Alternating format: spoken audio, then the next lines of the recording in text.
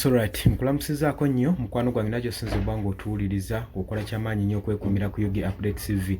Kulisaayo nnyo obwakedde gwe mukwano gwange ali eyo. Kaakati nno gavumenti emaze okuba nga eririizinga ssente za iPod ezibalirwamu obuwumbi bwa Uganda 11 11.25 billion eri mu kitongole ekya Electoral Commission. Sobolo kubanga supportinga activities so sakone interparties organization for dialogues. Kakati wano we wali ekinyusi ogenda kubanga obitegera bulungi nnyo naye okyali ku Yugi Updates TV gwatana toyongako kujja wansi waliwo ekigambo subscribe kikoneko obeera ng'otwegattako ddala bulungi nnyo. Kakati nno tujjukira bulungi nnyo emyezi gino gyonna gye tuze tutambula iPod ebadde efuuse iPod wakati wa gavumenti saako n'oludda olugivuganya naye entawe ebadde esinga kubeera nnyo pressure ebadde esinga kubeera nnyo ku Robert Mao omukulembeze w'ekibiina kino ekya Democratic Party ng'agenda maaso n'okuba nga asindiikiriza nga pressurizinga omukulembeze w'ekibiina kino ekya National Unity Platform Robert Kyagulanyi Ssentamu ng'amugamba nti nno buli mbeera yonna osaanidde okuba nga weegatta mu iPod osobola okubeera nga ogabana ssente zino ezigenda okuyambako ogenda maaso mu campaign. Jjukira gavumenti ngayo kigikakatako teeka okubanga eyisa ssente zino ng'eziwa interparties okusobola okulaba nga bakola mobilization towards saako campaign zaabwe. Kiri mu constitution ya Uganda naye party erina okuba nga eweebwa ng'egabana ku musimbi guno erina okubeera nga eri mu iPod mu Inter-Party Organization for Dialogues. Naye ekibiina kya National Unity Platform kyakomba kwerima ne kigamba kyo tekigenda kutuula tekigenda kwenyigira mu iPod kubanga batuula wamu ne Mwami Yoweri Kaguta Museveni okuteeseganya engeri gye bayinza okugabanamu ssente. Era y'ensonga lwaki obadde olaba omukulembeze w'ekibiina kya National Unity Platform Robert Kyagulanyi Ssentamu abadde atalaga mawanga atalaga mu South Africa n'atalaga mu America nga kyaliko kye bayita fundraisation ng'akuŋŋaanya akasente akayinza okuyambako ekibiina kino ogenda mu maaso n'okola campaign zaabwe, campaign ezigenda obbayambako okuli mu race ya 2026 general elections. Kati Robert Mao nga yagamba ne bwe kinaaba ki ngenda kweyambula ebitiibwa byange ngende wali eri Makerere Kavule ku kitebe ekya National Unity Platform nfukamiraawo paka wenaafuna chance sinkana omukulembeze w'ekibiina kino Robert Kyagulanyi Ssentamu ajje kisobole okuba nga tumugatta mu iPod ategere munnyonnyole bulungi kino ekintu akifune ategere nti nno kino ekintu si kyakugabana ssente si kyakuteeseganya ng'egi tugenda okugabanamu ssente ne Mwami Yoweri Kaguta Museveni. Kino kigenda kuba kiyamba ffe saako ne parties eziri ku ludda olw'opposition ezivuganya gavumenti. Wabula Robert Kyagulanyi Ssentamu agamba tolina ngeri ki gy'oŋŋamba nti omuntu gw'ovuganya gw'oyagala okuggyako ate gw'otuula naye yagenda maaso n'obbafujjirira ssente ate ng'azitaddeko obukwakulizo agamba tekijja kubeera. Era agamba Mwami Yoweri Kaguta Museveni wabanga ayagala tutuule tuteese eki ng'agenda maaso n'okuwamba abantu baffe abawagizi baffe assa abaana abamu abasibye aganye okuta abasibe mu makomera. Agamba nti ezo zonna zonna ensonga teziweesa Mwami Yoweri Kaguta Museveni mukisa yinze Robert Kyagulanyi Ssentamu kutuula naye ku mmeeza yemu nga tuteesiganya engeri gye tuyinza otambuzaamu eggwanga. Ensonga emu yokka gye mwagaza ambuulire ddi wagenda okulekulira okufuluma Uganda na biki bye tuyinza omuwa okukwata mu muwa omwaganya bw'anaakwata mu nguguye ng'agenda. Kati move eno eyabadde egendereddwamu ku Foresting Interparties Corporation Minister of Finance Minister of Finance, Planning and Economic Development Mofi Pend kigambibwa bamaze okuba nga bakakasa obuwumbi 11 n'obutuntundu 25 ezigwamu nti zamaze dde okutuuka mu Uganda Electoral Commission EC isobole okuba nga zisupportinga activities eri Inter-Party Organization for Dialogues. Funding zino zizze oluvannyuma lw'eggwanga okuba nga liteekamu giya ey'amaanyi okuba nga boolekera akalulu ka 2026 general elections. Era kino kitangaazizza amaanyi n'obuvumu bwe batadde mu democratic process eno bagamba kino kiba kiraga ekifaananyi eri nti democracy agenda maaso n'okussibwamu ekitiibwa. Kati eno ensonga gye baliko bali mu democratic process egenda maaso n'okuteekawo debits eri mu electoral fairness, bateekewo kwegamba akabonero akalaga nti nno elections zigenda kutambulira mu ngeri y'obwerufu, ziri fair. Era kigambibwa nti nno eno allocations eteereddwamu yalangiriddwa olunaku olwokusatu ne gavumenti. Sources ez'enjawulo zavuddeyo ne zimala okulangirira ne zaaprovinga nti financial dialogues interactivities among IPOD's members parties, muno nga mwe muli Ruling National Resistance Movement Party NRM, Forum for Democratic Change FDC, Democratic Party DP, Uganda People's Congress UPC, saako ne Justice Forum JEMA. Bino bye bimu ku bibiina ebyeyunga dda ku IPOD era ebigenda okugabana ku musimbi guno. Wabula ekibiina kya National Unity Platform tokiwuliddeemu, kyo tekiriimu, olw'ensonga kyagana okwegatta ku nkola eno. IPOD yestablishingibwa oba yateekebwawo mu mwaka ogwa 2010 we yagibwawo ng'ereeseddwa ne support okuva mu Netherland Institutes for Multiple Democracy Service as a platform for political parties.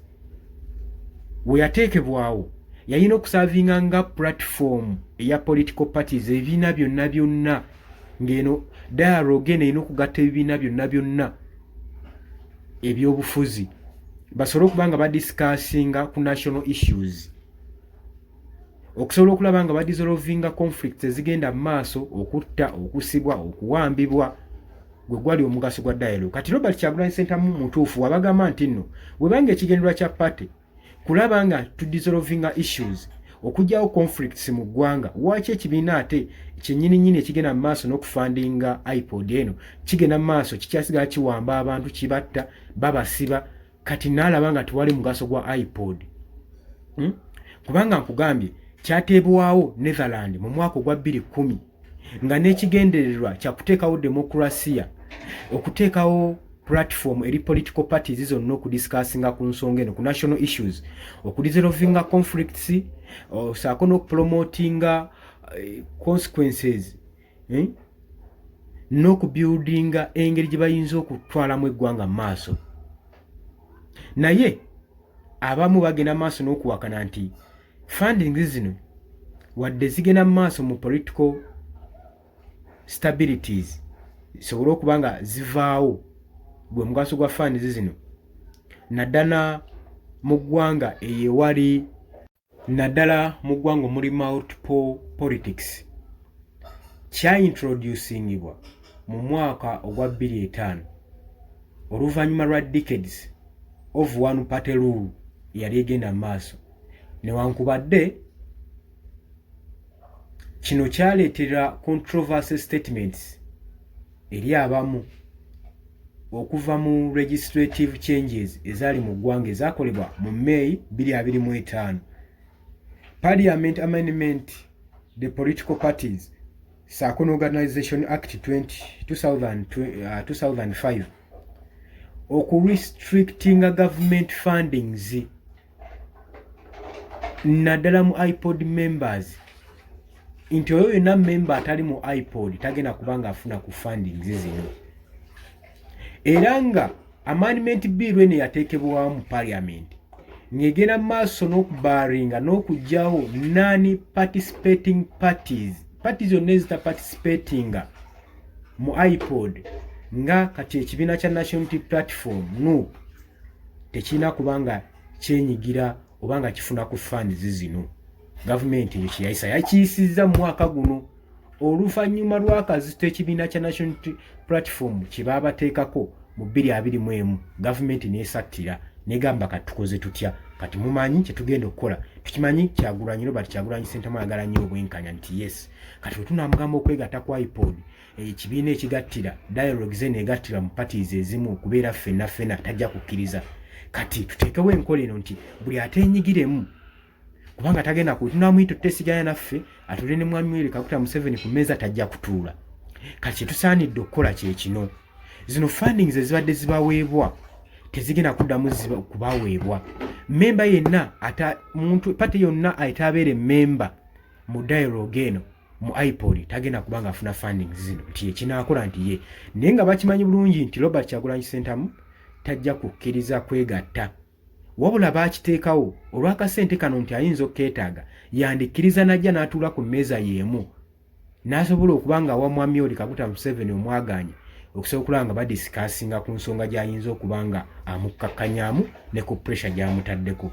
Naye NUP leader Robert Kyagulanyi Ssentamu anyikiddwa nga Bobi Wine agenze mu maaso n'okubanga acriticizing nnyo IPOD eno ng'agamba nti nno abali mu kibiina ekyo obali mu organization eyo bagenda mu maaso na kudisikasinga ng'eki yagabanamu ssente era nga ye agamba tagenda kubeera nga abeera memba. Nga tufollowinga mu July amendment, Robert Kyagulanyi Ssentamu yakola announcement plans ne decentralization fundraisation eri mu mwaka gwa 2026 gwagenda mu general campaigns. Nakola fundraisation ze okuva mu bawagizi be mawanga kuva eyo mu diaspora yonna n'atalaga okuva South Africa n'agenda wuyo paka mu America ne mu Uganda wano wenyini azakola financial contributions okuva mu bantu ab'enjawulo zimuyambeko okutambuza akalulu. Newankubadde aba criticizing ku nkola eno ku strategic mobilization eno yagenda maaso ya fundraisation eri mu opposition forces. Government yakiraba bulala neyagala ekirinyemu eggere nene wankubadde ye Robert Kyagulanyi Ssentamu yagenda maaso n'okubanga agenda maaso n'okubanga akola fundraisation tuwaye okusobola okulanga afuna akasente nga tagenda kubanga yeeguya mwami Yoweri Kaguta Museveni aga tajja mufukaamirira. Kyokka NUP yeegamba tegenda kubeera nga eyingira IPOD eno newankubadde ssente zayisiddwa obuwumbi 11 newankubadde bwayisiddwa bwayitadde dda mu kitongole kya Electoral Commission. Robert Kyagulanyi Ssentamu n'ekibiina kye bandiyinzibwa obutafuna ku kasente kano olw'ensonga nti nno si ba members bokka ba members aba IPOD be bayina omwaganya be bayina omukisa okufuna kasente kano. Obw'ensonga eyo gitegedde bulungi nnyo naye ng'oli ku Yugi Updates binyongera okujukiza kosinzira okuba nga otuwuliriza watana toyungako nja kubiza kira wansi waliwo ekigambo subscribe kikoneko obeere ng'otoyungako. Kakati embeera wetu weekyali era ebibiina biri mu kusattira kugenda kulaba nga bisobola okufunayo akasente ako basobole okuba nga basanyusa ku nsawo zaabwe nga Robert Kyagulanyi Ssentamu wagamba. Mbaagala nnyo obadde oli ku Yugi Updates TV tujja kuba nga tukomawo mweraba.